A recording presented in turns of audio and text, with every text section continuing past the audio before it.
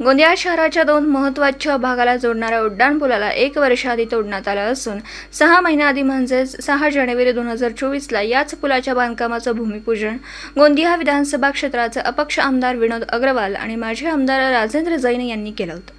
मात्र या भूमिपूजनाचा 6 महिन्याचा कालावधी लोटला असला तरी या पुलाचं बांधकाम सुरू न झाल्याने संतपलेल्या आमदार महोदयांनी आज या पुलाचं बांधकाम करणाऱ्या कंत्राटदाराला बोलावून खडे बोल सुनावलेत। 8 दिवसाच्या आत पुलाचं काम सुरू नाही केलं तर मी स्वतः पुलाच्या जागेवर बसून ठिय्या आंदोलन करणार असल्याचा इशारा आमदार विनोद अग्रवाल यांनी कंत्राटदारांना दिलाय।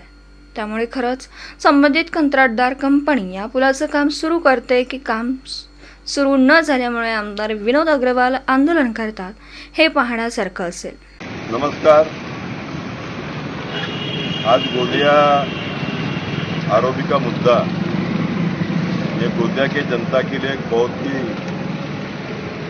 महत्वपूर्ण उनके रोजमर्रा के जीवन से जुड़ा हुआ मुद्दा है।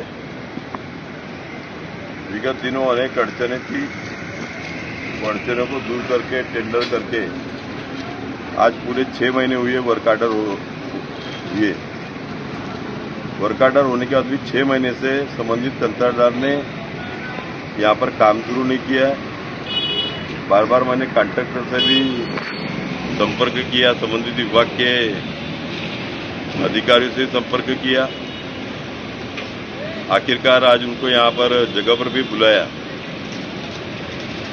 मुझे इसमें थोड़ा संदेह नजर आता है कि किसी अदृश्य शक्ति के कारण जानबूझ करके काम को विलंब किया जा रहा है।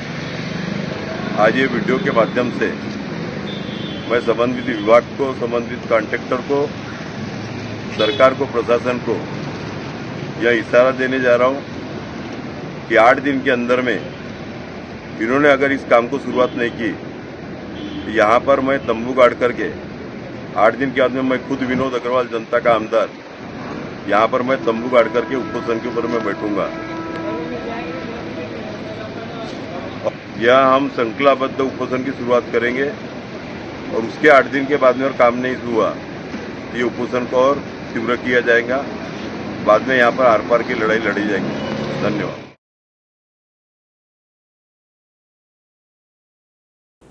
दिवसभरातील घडामोडींचा आढावा घेण्यासाठी पाहत रहा N24 मराठी न्यूज चॅनल।